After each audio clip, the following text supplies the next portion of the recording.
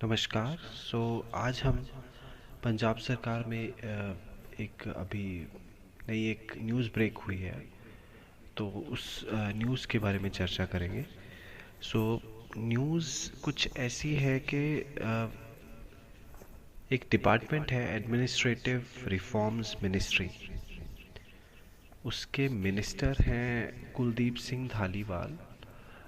उनको लेकर अभी एक न्यूज़ है कि ये जो डिपार्टमेंट है, एडमिनिस्ट्रेटिव रिफॉर्म्स मिनिस्ट्री, ये डिपार्टमेंट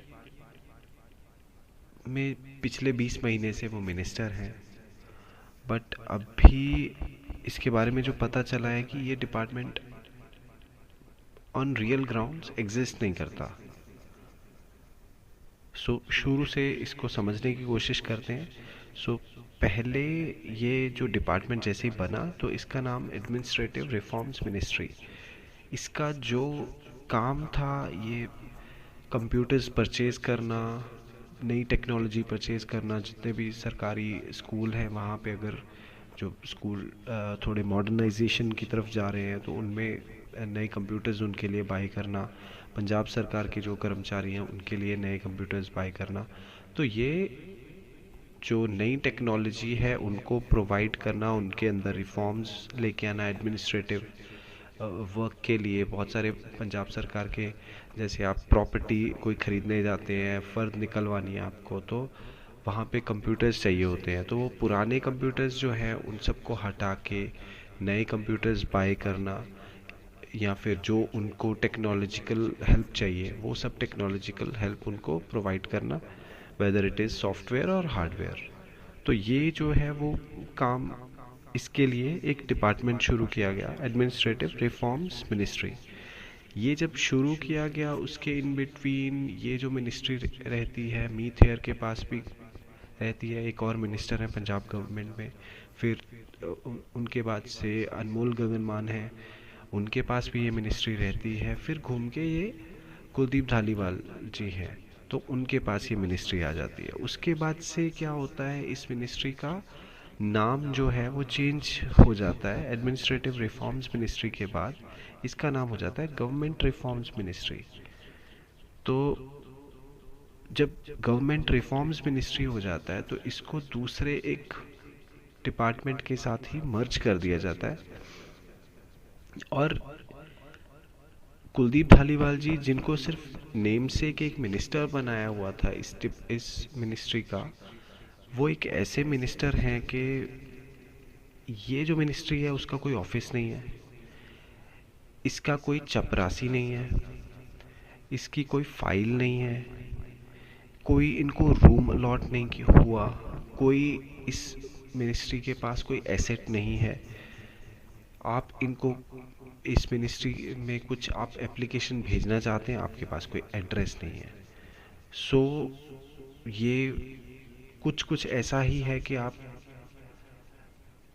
मतलब बच्चा आपके घर पे होने वाला है और वो बच्चा कब पैदा होगा, बच्चा उसके बाद से वो कब चलना शुरू करेगा, और आप चले गए हैं उनकी उस बच्चे की एडमिशन करवाने कि हाँ जी ये जो बच्चा है मेरा, इसको आप स्कूल में एडमिट कर लीजिए। लेकिन उन्होंने अब बोला है कि ये यहाँ पे तो बच्चा ही नहीं है कोई। तो ये एक जो स्थिति है, बहुत ही शर्मनाक एक स्थिति हो गई है पंजाब गवर्नमेंट के लिए भी, कि ये ऐसे करके जो है हम चीज़ें मैनेज कर रहे थे। एंड कुलदीप धालीवाल जी से तो मतलब क्या ही इसके बारे में पूछना। इसके बारे में जो मीडिया है जैसे ही सवाल रेज करते हैं भगवंत मान जी के ऊपर कि हाँ जी आप इसके बारे में क्या कहना चाहेंगे, तो जितने भी ऑपोजिशन है उन्होंने भी इस मुद्दे को उठाया है कि ऐसे आप कैसे चला रहे हैं। हालांकि ठीक है, उस डिपार्टमेंट में कोई घपलेबाजी तो नहीं हुई है, कि ऐसा कोई फंड्स इधर उधर तो नहीं हुए, क्योंकि डिपार्टमेंट ही नहीं था। लेकिन सिंस वो जो मिनिस्ट्री है उसका नाम चेंज हो गया है, अभी वो फंक्शन में नहीं है, वो काम नहीं कर रही है, तो ये उनके ऊपर से एक जो है मिनिस्टर कैबिनेट में या तो कुछ फेरबदल करते, कोई और उनको डिपार्टमेंट कोई पोर्टफोलियो में कुछ और देते उनको, या उनको कैबिनेट से हटा देते। और नॉर्मल एमएलए की तरह वो फंक्शन करते, जैसा हमारे कॉन्स्टिट्यूशन के हिसाब से होता है। तो मंत्रियों के लिए अलग से आपके बंगलो अलॉट होते हैं, तो this is how it works.